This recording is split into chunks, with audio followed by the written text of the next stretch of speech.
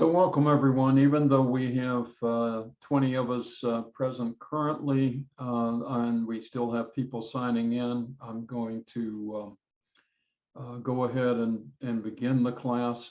There are a few comments I want to make first before I introduce our guest, just to make sure we're all on the same page, as it were.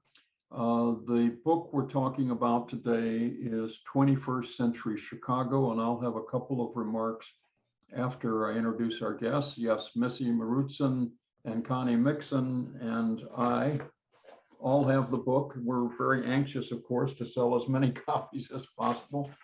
We get probably 10 cents each whenever we sell a copy or something like that.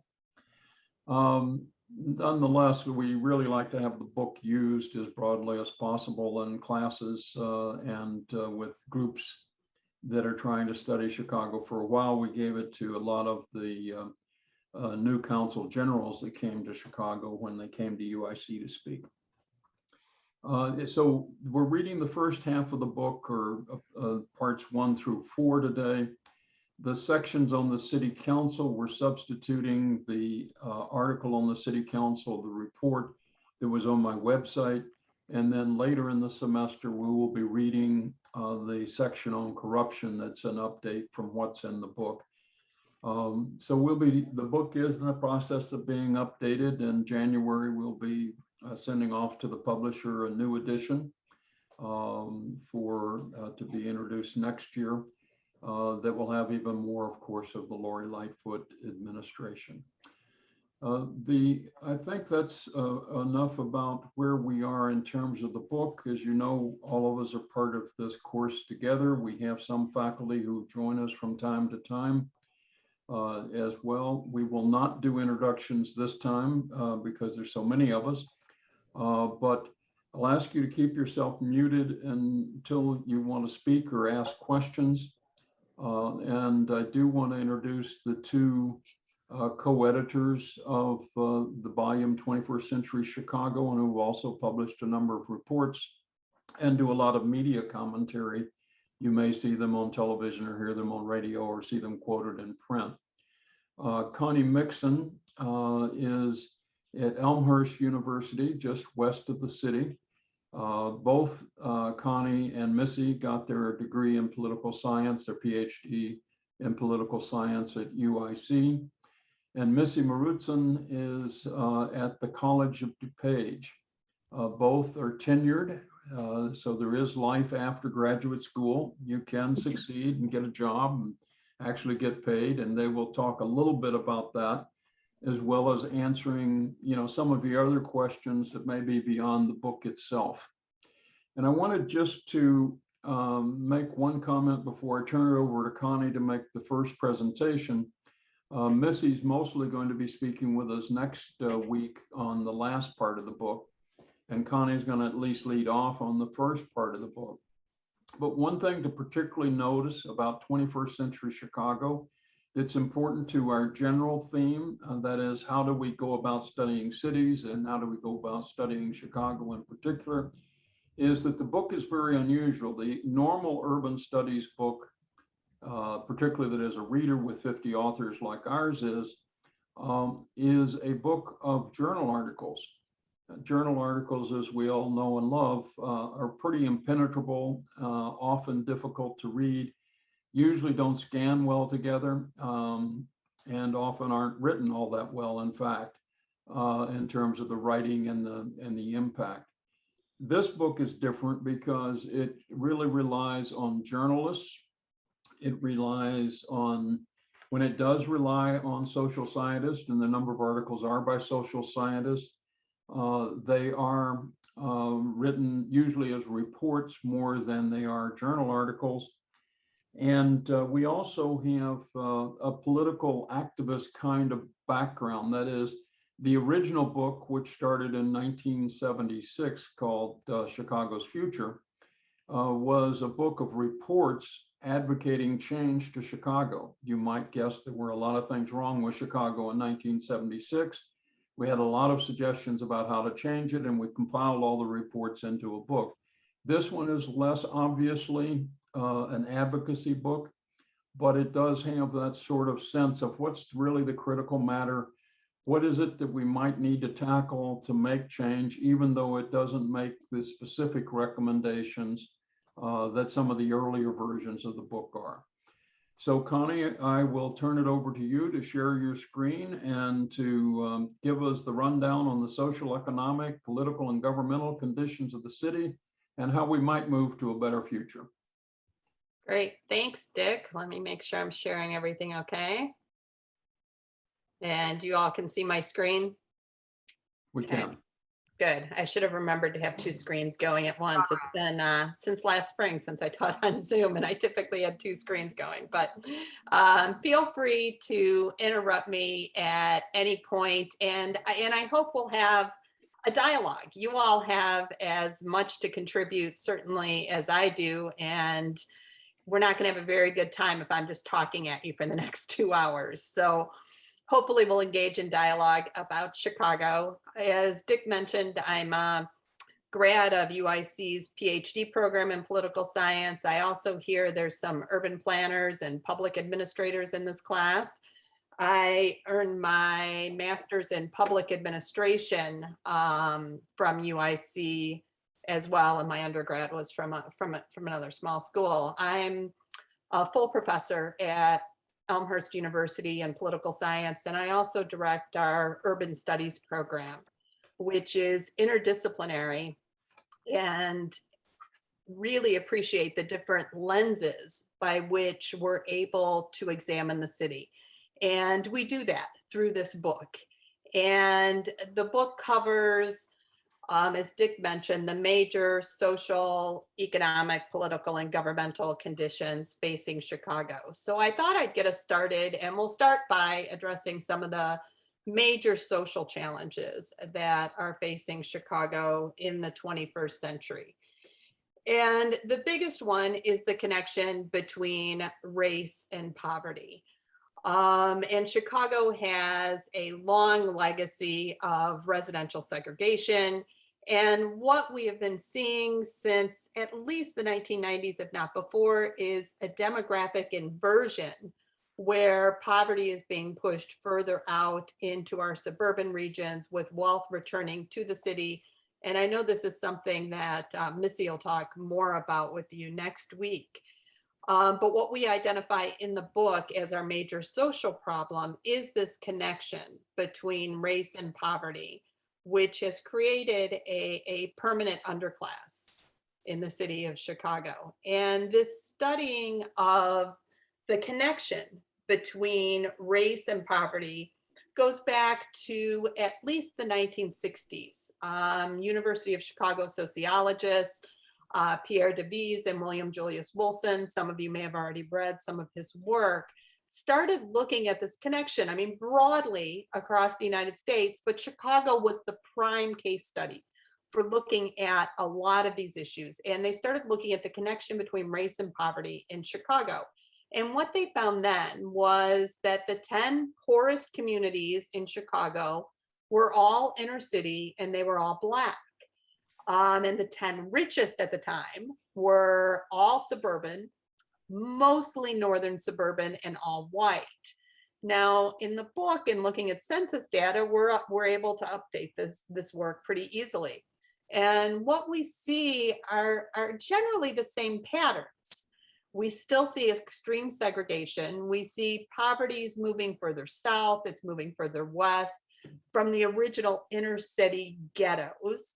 It may be a little less concentrated, but these basic patterns remain essentially the same as they were in the 1960s before the civil rights movement, when researchers first started looking at this. And today, over 20% of Chicagoans have incomes below the federal poverty level.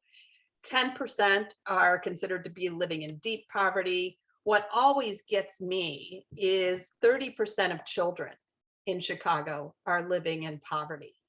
And while these are official numbers, poverty levels for minoritized groups have been estimated to be 3 to 4 times higher than what's officially reported.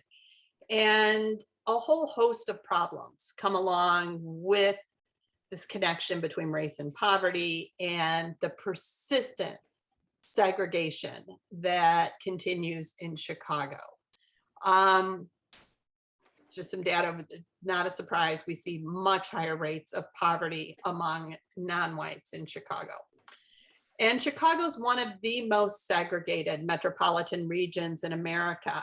I looked it up just a few weeks ago, and I think that it's only Memphis, Milwaukee that beat us. We're either third, fourth, sometimes Detroit appears in that list, but for a long period of time, and Dick can speak to it even better than I can, we were the most segregated city in the United States. Today, we have a few other cities that are a little more segregated, but this continual challenge of segregation continues with us. We have a segregation index in Chicago of 72%. Can anybody maybe explain what that means? Anybody have any ideas what that means? A segregation index, and I'm trying to get to my chat. I'm not sure. I read something I read in the book. I don't know if this is going to answer your question, but it mentioned that because of, I guess, Chicago's index in terms of where people live racially, 72% of the population would have to relocate to equally distribute Chicago and make it a equitable place in terms of where people live in terms of neighborhoods. You're exactly right. Chicago is about a third white, a third Latinx, a third Black, a third, about 7% Asian and other.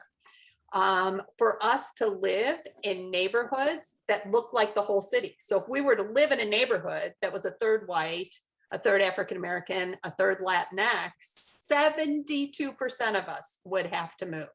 So that gives you some idea of the scope of the challenge of persistent segregation in Chicago. And this segregation didn't happen by accident. That's important to understand, is that the segregation that persists today is the result of a legacy of public policy, private actions that I'll talk a little bit about. Many of you may be familiar with the term redlining. Anybody want to jump in and let us know what you know about redlining? I'll jump in. Basically, the redlining was set up through housing to segregate and also push out ethnicities in communities. Redlining was used through the housing authority, basically through housing market, I shouldn't say authority, to separate the Black, the Latinos, and every other ethnicity from the predominant white ethnicity. There were so many vague rules that were put into place on people purchasing houses, how much they had to make to stay there. There were even laws that people couldn't purchase houses if they weren't of a white ethnicity, and they would be allowed to purchase those homes. And then 60 to 90 days later, they would be removed from them homes for breaking those laws. A good book on that is The Color of Law, which really breaks it down and lets everybody know how the housing market set the tone for education and everything else as to come to follow, even with the IDOT, like, you know, where the highways were placed. If we look across the nation, highways were placed directly through affluent Black communities that were forced to stick together. That's how we come about with Ferguson, Missouri, and right there with that East in St. Louis, Missouri. So that was the thing about redlining. Good. And I highly recommend Richard Rothstein's The Color of Law, which breaks down the history of redlining and some other resulting public policies and actions. Richard actually spoke at Elmhurst 2 years ago before we went into lockdown. He was there in person. He was one of the dissertation committee members for one of our historians who also studies cities. So it was a real treat to be able to interact with him and talk with him about his book. So I highly recommend The Color of Law. So thanks for bringing that up. Scott, you brought up something in the chat about lending standards. You want to add a little bit to that? Well, if memory serves, the issue with redlining often had to do with whether a property was considered suitable for banks and other financial institutions to lend money for mortgages, whether they thought condition-wise it would be viable, and also whether the borrower was adjudged to be a safe credit risk. Right. So back in the 1930s, during the FDR administration, we're in the midst of a depression. FDR's got the New Deal programs, and one of the programs to come out of this New Deal era was the Homeowners Loan Corporation. And while it's called a corporation, it is a governmental agency. It was a governmental agency, the Homeowners Loan Corporation. And its purpose broadly, goals of it, were to be able to keep people in their homes. People were losing their homes during the Depression. Prior to this, there wasn't something like a 30-year mortgage kind of deal where we spread out our payments over a long period of time. People who purchased homes at this time, typically they would have at least half down, and they worked individually with a bank, maybe to finance the rest of it. There weren't these sort of set terms that we think of in terms of mortgages today. And as a result of the economic crisis of the Depression, many people, the banks were pulling in those loans. And FDR saw this as a way of stabilizing the economy and allowing for growth to allow people to stay in their homes. And so the Homeowners Loan Corporation had the broad goal of being able to keep people in their homes. Now, you know, the messiness is always in the details. In the implementation of the Homeowners Loan Corporation, what happened, however, was the governmental agency ended up determining specific areas that the federal government would insure for federal mortgages, right? So if the federal government was going to insure a mortgage, guarantee a mortgage, this would make banks more likely to lend to borrowers. But what the Homeowners Loan Corporation did was they actually took maps, they called them security maps, and they decided what areas they would insure, what areas they would not insure. Now, this is a homeowners loan security map of the city of Chicago, and the green areas were considered best. Absolutely, the federal government was going to insure mortgages in those areas. The blue areas, those were still desirable. The federal government was going to insure mortgages in those areas. The yellow areas, they saw as declining, probably weren't going to insure mortgages in those areas. And the red areas, no way. No way were they going to insure mortgages in those areas. And what was the criteria that they looked at in deciding whether or not to insure these mortgages? Daniel, did you have your hand up? A number of criteria, including the quality of housing stock, but tellingly the racial composition of the neighborhood. Yes, race was the biggest factor. There were a few other factors. And if any of you have, some of you may be doing research in this area, I highly recommend the Mapping Inequality website. You can go to your very specific neighborhood and find out if it was redlined or what its status was. It's really like you can spend hours getting lost digging into that website. So I highly recommend it. But race was really their biggest criteria.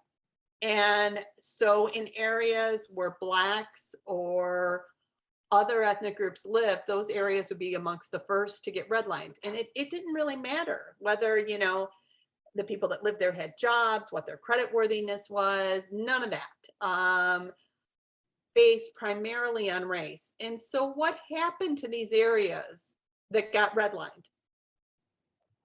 over time? Disinvestment from government, private sector. Right. So if there's not loans, people aren't building, maybe people are leaving. So businesses aren't likely to open up there. Daniel, did you have your hand up again? Right. You wind up with neighborhoods that have no homeowners, absentee landlords, inability to build generational wealth through home ownership, because for most people, their home is their largest asset, general disinvestment in the neighborhood. Yep, excellent, excellent, good. Good, and Scott, what are you, can you go ahead and talk? I'm just noticing as I look at the #1 map section at upper right, way up at the top where you can see Evanston, because you got the North Shore Channel cutting across. The area that is marked as hazardous, I recognize that area. That was historically Evanston's Black community. That's interesting. Really interesting. And, you know, interestingly, whoops, I didn't mean to jump ahead. Interestingly, you can look at some of this area like towards the center of downtown that was redlined, which tells you a lot about the changing demographic inversion of the city of Chicago, that's changed. But when we look particularly on the west and the south sides, we still see those same patterns, right? Those areas that were redlined still haven't, you know, they still suffer from the same amount of economic disinvestment, lack of access to resources. And so this segregation that continues to persist in Chicago and many other cities across the United States isn't something necessarily that just happened by accident. A lot of it is the result of very specific public policies. And I was trying to think about who talked first, who hit on some of those. And I'm sorry, on my little screen, I missed the name of who was talking first, but you mentioned the Richard Rothstein book. You hit on a lot of these other things. It's not just redlining. All of this gets compounded. So you start with redlining through federal government action with the Homeowners Loan Corporation. And then we see other national policies, local policies, private actions. So in addition to redlining, you have the National Federal Housing Act. This did allow for a 30-year mortgage. Again, the same sort of idea of keeping people in their homes. But what it also did was it allowed tax deductions that still exist to this day for things like property taxes, home improvement. So a few years ago, my basement flooded and I had to buy a new furnace, HVAC system. I bought an energy efficient system and I was able to deduct that on my right off my income taxes. So who benefits from this are people that are homeowners, disproportionately who are homeowners. They tend to be wealthy. They tend to be more likely to be white. And I'm sorry, I'm just looking at the chat right now. And Rodrigo, you were just asking if yellow was not so good. So is that if yellow is also not good, so it is the entire downtown. So in most cities, and I was going to talk about this in a little bit, the way urban areas developed in the United States was poverty was concentrated in the center of the city. And wealth was further out from the city historically. Sort of the opposite happened in a lot of European cities where the wealthy remained in the core city and poverty was pushed further out. Today, we look a lot more like European cities with wealth in the center of the city, poverty being pushed further out. But this was reflective of what Chicago looked like in the 1930s, where poverty was concentrated in the urban central core of the city. Is that answering your question, Rodrigo? I'm not sure if I'm getting at it or not. Yes, absolutely. Thank you. Good. Yeah. Good. Yeah, Scott, Daniel. Yeah. Good. All right. And, you know, clearly that's changed, but if we look on the south and west sides that were largely yellow and red, we still see the same things today. And somebody else has got their hand up. It's Wu Yang. Wu Jay. Jump in. Well, so in the book, I think it said the north, you can see concentration of whites. And on the south and the west, you can see concentration of minorities. So for this map, is it the best parts. It's only for 4%, but is it still like the north? Can I still say it's the north? That's maybe not. That's concentrated. And the south and west, are they still um So this is the map of 1930s Chicago. right? So in 1930s Chicago, poverty and minorities were concentrated in the inner city core itself. This map looks different today. And I've got a map in a few minutes that I'll show you guys, where these areas at the central downtown area right along the north side have Mhm. become whiter and richer, which is dramatically different than what it looked like in the 1930s. It seems like there's like not much place that HOLC would grant their guarantees. Yeah, I don't see. It's all definitely declining, and Right. The city itself, because think about 1930s, wealth was, and this is still yet before, sorry, I keep jumping ahead, before massive suburbanization, but wealth was pushed further out. The wealthy lived further away. It was an industrialized city. People who could afford to didn't want to live near the smoke and the grit and the manufacturing. And these were the slums. When we think about tenement buildings, we often think about New York. Chicago had plenty of their own tenement buildings right in these very areas at the time. I think one of the, biggest takeaways, and I've lived in Chicago my entire life, is just how much the city has changed.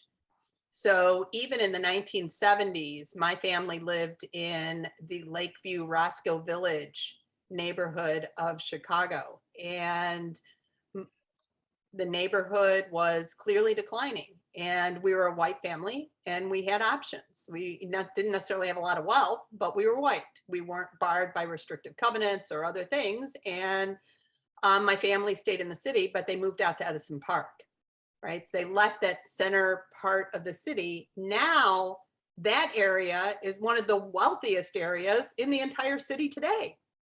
But as recently in my lifetime, when I was a kid in the 1970s, we left that area because it was declining to such an extent.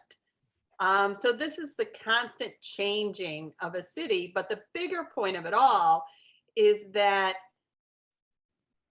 this redlining and other public policies and local actions and private actions have a legacy.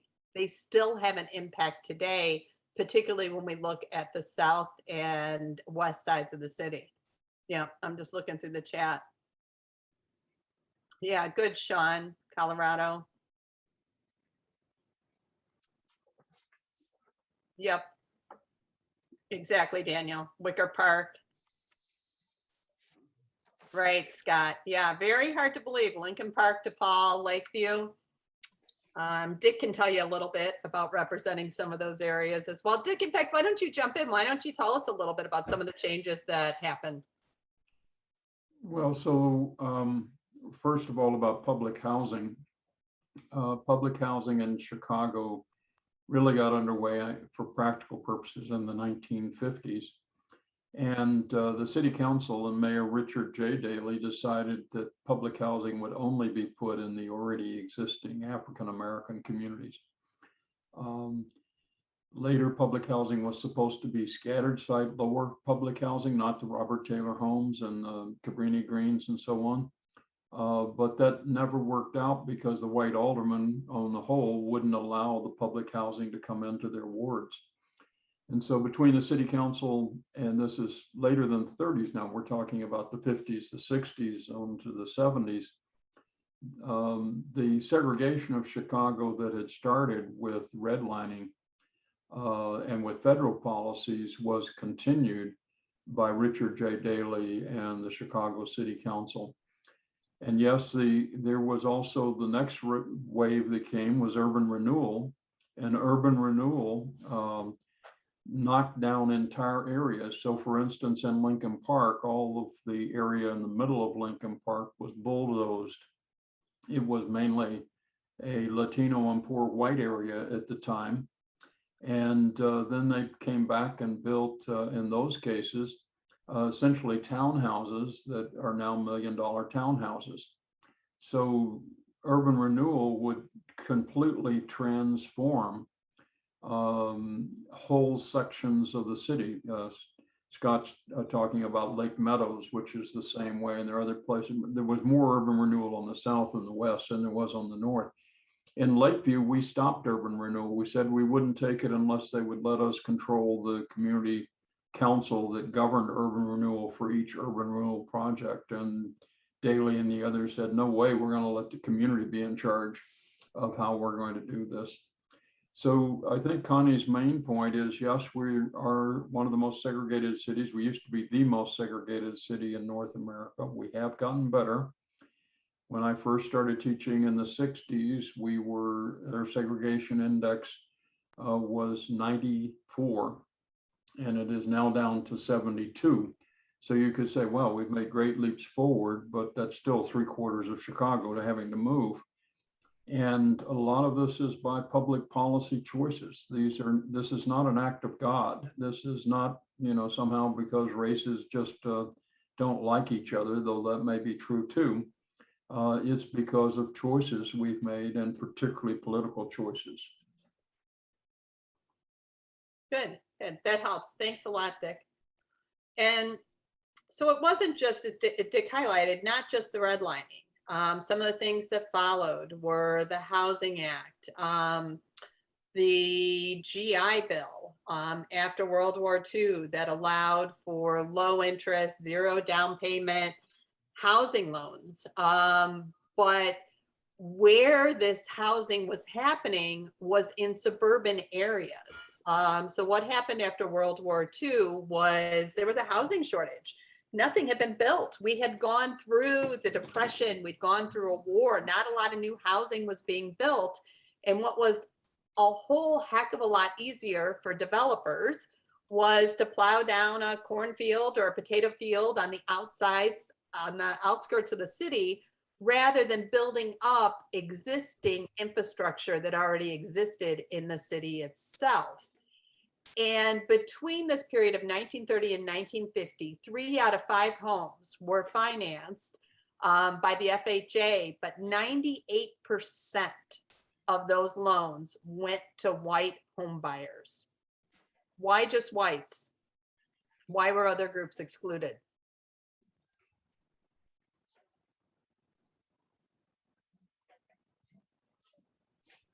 Daniel?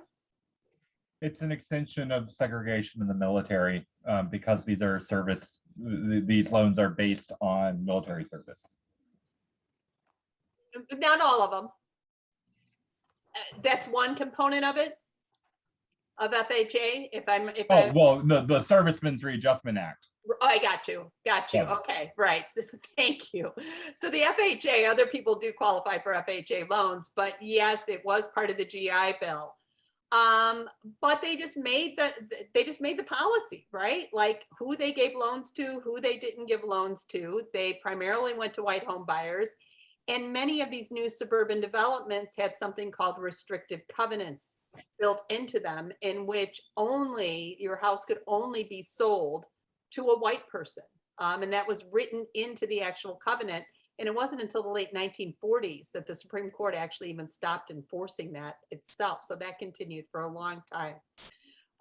So you had this GI Bill, and importantly, the developers themselves were subsidized by our federal government. So the developers would, because we had a housing shortage, the federal government would actually subsidize the developers to build these new suburban communities and these new houses, but then they would build in restrictive covenants where they would only sell to whites, and then they would make the profit from the houses they sold while being underwritten by our federal government. Good, Danielle, raisin in the sun. Excellent, good. And so we had the GI Bill. We also, at the same period, we hit on that. We had the Interstate Highway Act, which, was used largely for slum clearance. In Chicago, we have a whole heck of a lot of interstate highways that come through Chicago. This isn't by accident. Lipinski was the chair of the Transportation Committee. Rostenkowski controlled the Ways and Means Committee. There was a lot of federal highway money that was flowing into the city of Chicago. But importantly, in a federal system of government, the federal government provided the money, but local government officials decided, implemented the use of that money and the policy, as Dick already talked about with the Housing Authority, for example. Mayor Daley decided where these highways were going to go. And, one of the stories that we always tell has to do with the Dan Ryan Expressway. Some of you are urban planners. I can remember in my graduate work in public administration, taking an urban planning class, and one of the professors at the time talking about like where the Dan Ryan is the worst place for it from an urban planning perspective. The best place would actually be Cicero Avenue, where we have Cicero right now. And there's been talk about, expanding Cicero, but that would have been the better place for it. But Daley wanted to have a buffer between his White Bridgeport area and the growing migration of African Americans from the South who were located on the South Side. That's also where the Robert Taylor homes were. And the Dan Ryan served as a physical buffer, and it went right through and destroyed many viable different communities throughout the city. Good, Scott. Yeah, Daniel, I don't know what the story is. Can you add to that about the left-handed exit ramps in Oak Park? I don't know the Oak Park, backstory on that. Oak Park tried to fight the Ike unsuccessfully, and kind of the compromise that they were able to get was the left-handed ramps, because it, instead of dumping people right off on the highway onto a street, you come up those ramps and are forced to turn. Okay. And they thought it would slow the traffic coming off and discourage the bad elements from entering their neighborhood. The bad elements, it would discourage them. Yeah. But it shows how political power can influence the urban landscape. When you're white and wealthy, you can have left-hand exit lanes, even though they make absolutely no sense. Yeah. Really interesting. Yeah, I drive the Eisenhower all the time going out to Elmhurst from the city, and didn't know the backstory on the left-handed exits. So thank you for that. I appreciate it. Yeah, the divided side, Scott's at it, the Garfield Park, and lots of planning issues associated with this. It was a big to-do when they wanted to expand the Blue Line out to O'Hare. And by that point, my family was living in Edison Park. The Blue Line used to stop at Jefferson Park, and there was lots of mobilization in the neighborhoods for fear of who would be coming out to, those white enclave bungalow belt neighborhoods on the far northwest side of the city. There was a lot of neighborhood protest about that.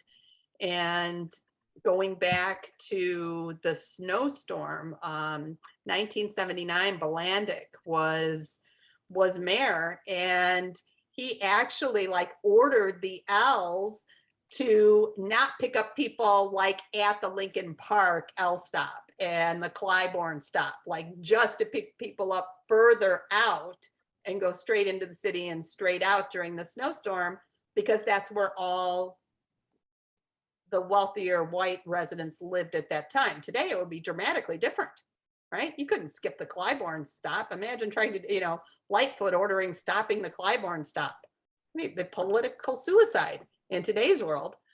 So we see a lot of that with urban planning and governmental programs and our built environment. So in addition to national policy, redlining, housing acts, GI Bill, interstate highways, also local policies that have contributed to segregation, the restrictive covenants that I already talked about, exclusionary zoning We still see exclusionary zoning today in many of our suburban communities. Sometimes it's referred to as snob zoning.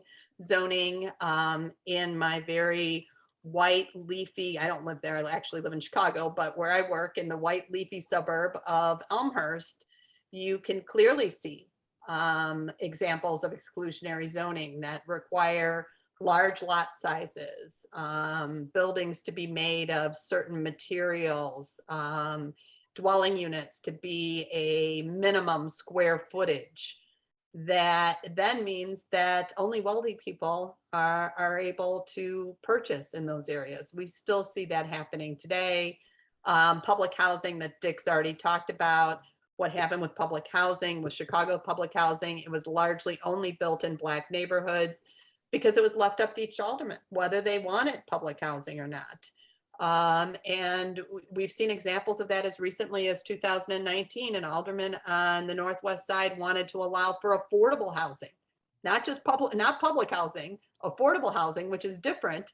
And he lost an election, and that was one of the issues surrounding that. Sean? I just wanted to add, I guess, or give some insight if you want to put some flesh to this. As far as the public housing aspect, I mean, that happened, from what I understand, as it was supposed to be a good thing. It was supposed to be an answer to the great migration of African Americans coming from the South to the North, who, like eventually there was overcrowding. It was overcrowding. It was, jacked up living conditions, people, multi-families living in small units, because they're, basically fighting to get away from the South and the prejudice and racism down there. But there was the overcrowding in the city, which had these rundown places where they're living, shanties, things of that nature. So if I'm not mistaken, the original aspect of the housing projects being built was supposed to be an answer to that. But somehow that got turned into a negative thing as well, because I guess the plan wasn't followed through. There wasn't a way forward. Yeah, I would recommend, if you haven't already seen it, there's a great documentary called The Pruitt-Igoe Myth that covers a lot of exactly what you're talking about. And Dennis Judd, some of you may, if you're urban scholars, may read some of the work of Dennis Judd. He talks in detail about how public housing was designed to fail. Part of it had to do with how it was built, large multi-story high-rise buildings. And what was happening with public housing by the end of the 1960s and the start of the Nixon administration, it was as if this perfect storm had come together. Federal money was cut, starting with the Nixon administration, cut even more dramatically during the Reagan administration, of money that was going to cities, including for public housing. And so these very tall, multi-story public housing buildings, they're expensive to maintain. There's windows that go up 16 floors, there's elevators, there's trash compactors, and they take money to be able to maintain them. The federal government cuts off their money. Then local governments are left trying to maintain these buildings, but this is also happening at the exact time as white flight, and cities are losing a significant portion of their tax base. And so public housing fell into a state of disarray and neglect from both our federal government and our local governments. And the myth that is portrayed about public housing is that the people that lived there were bad or they didn't take care of the place, right? When in reality, it was a failure of government at all levels to even maintain these buildings to a basic level of livability. And I see Missy nodding. Anything you want to add to that, Missy? No, I think Sean's point is really important, that it was meant to, right? And that's how it was sold, and that was how it was billed. As here's this great alternative, but when you concentrate, you know, they concentrated poverty in one spot, and then to your point that they did not maintain those standards. These policies and this money, all of these things that Connie's talked about, were meant at first to recover us from the Great Depression. So if the federal government, if state governments, if local governments then enact policies to, you know, so that we can recover from the Great Depression, and then they completely lock out, right, a segment of the population, it's not just segregation, you know, not just living apart from each other. It compounds it exponentially, because you can't, you know, unemployment was 25% during the Great Depression. Half of all mortgages were in foreclosure. So if there's a opening up of funds and opportunities and policies, and then they say, well, you know, you're Black, you can't have it. You're not just out of a job and suffering from the Great Depression, you're losing access to whatever jobs, you know, are part of the recovery of the Great Depression. And then you're not able to access, you know, ways to, you know, to live, but also, so on top of that, on the contract buying that Connie was talking about, if you can somehow pull together money with, you know, 10 of your family members and buy a house on contract, you're very likely to lose that house, but you're paying way more than anybody else. So the idea of robbing of wealth, and then the cities are sort of like, well then, okay, well we have these public housing, buildings for you to live in, and then they don't, you know, promise that. So it's a exponential compounding of, right, treatment of this certain segment of the population. So. And Wu, I see that Veronica answered your question, and I actually have the answer on a slide coming up later when I talk about politics. So I'll hold the answer to then. And somebody else has got their hand up, and for some reason. David. That will be me. Good. Go ahead, David. Oh, yeah, I just have a question. Like, not being raised in the US, I'm just not fully familiar with the lingo for this kind of stuff. But I also heard the term like projects or project home, and it will refer like to these neighbors of especially non-wealthy, non-white people. Does those projects have to do something with the public housing phenomena that we are talking right now? Right. Yes. And what did eventually happen with public housing, you know, after World War II, public housing, there were, you know, broad segments of society, different races. It wasn't just for the poorest of the poor.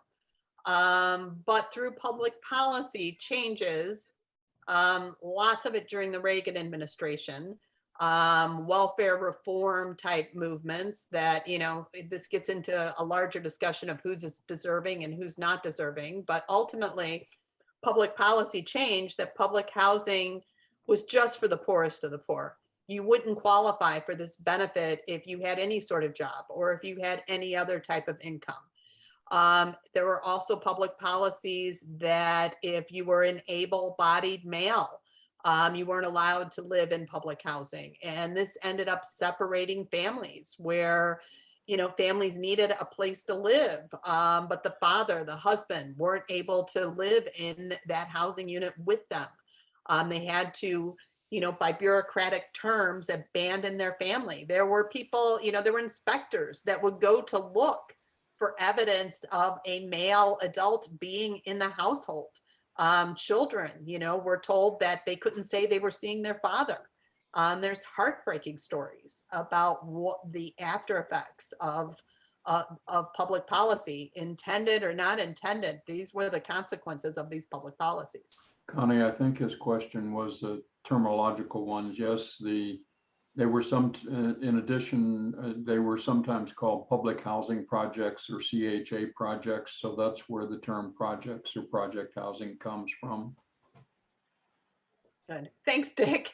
Thanks, Dick. And I suppose from a sociological perspective, we could have an idea, we could have a larger discussion about what we mean by project and applying that, but we'll skip that for today. You all read in our book an article by Ta-Nehisi Coates about the predatory housing contracts. I think that's a really, really important article for you all to read and pay special attention to. Between the 1950s and 1960s, 8 of 10 Black homes in Chicago were purchased on contract. This is sort of a rent to own kind of scheme, but you're never really, you're never really going to own it. The amount you're paying is much more than whatever the owner's mortgage is. You're still responsible for all of the maintenance. You don't maintain. You don't get the lawn cut. Even if you've paid for 10 years, you're kicked out, you lose everything. Good, Sean. Yeah, good. And it's estimated that Black families in Chicago lost between 3 billion and 4 billion in wealth just due to these predatory housing contracts. And then there's other terms that you may be familiar with. Yeah, good, Scott. Blockbusting and steering. You guys all know what blockbusting means? Maybe describe it, because some people are from abroad and wouldn't have encountered it. So blockbusting was done by realtors. Post World War II, a lot of white flight happening. White families are abandoning the city.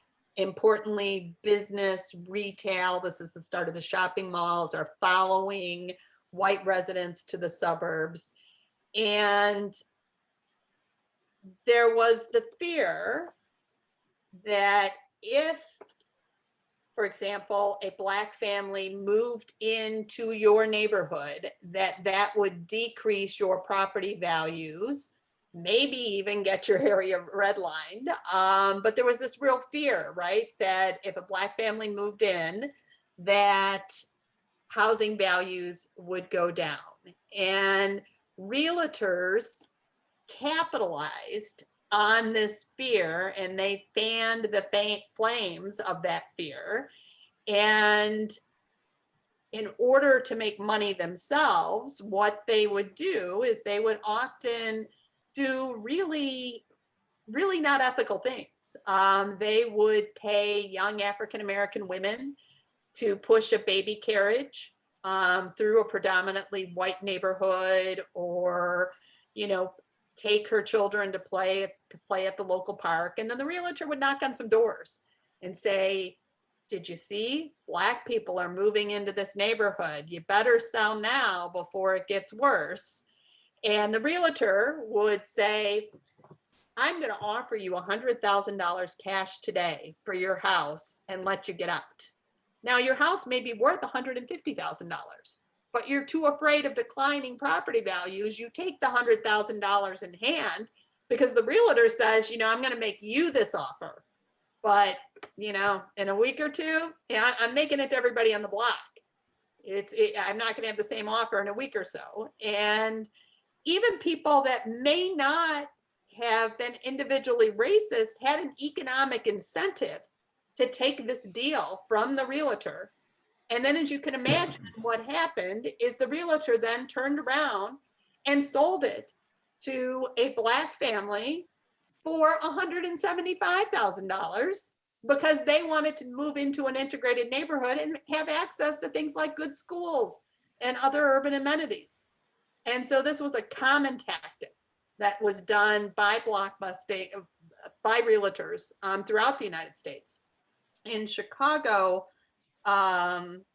Oak Park specifically fought back against blockbusting, preventing the Beverly neighborhood in Chicago was another area that tried to prevent the blockbusting by preventing realtor signs to go up in front of houses. Some of that still exists in an informal way in those neighborhoods today, but that's what blockbusting was. Steering is where realtors, steer particular potential buyers to certain areas based on race. I can remember when I was buying a house, I sent my realtor a link. I want to take a look at this house. I'm not sure you'd like that neighborhood, Connie. What? So we still see that even happening today. And of course, who's most likely to get subprime mortgage loans are likely to be low income and other minoritized group.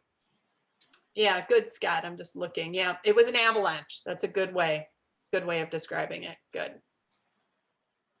All right. So one of the things, what I was trying to explain a little bit before with the redlining map that we were looking at is this idea of concentric circles. So there's a group of urbanists at the University of Chicago, the Chicago School of Urban Studies, sociologists, political scientists, economists, that were all studying the city. And back in the 1920s, Ernest Burgess developed the concentric circle model. And he used Chicago as an example. So you can see the model here on the right of the slide. And the reason it's got the line drawn in the middle is because Chicago isn't a circle. We have the lake. We're like half a circle.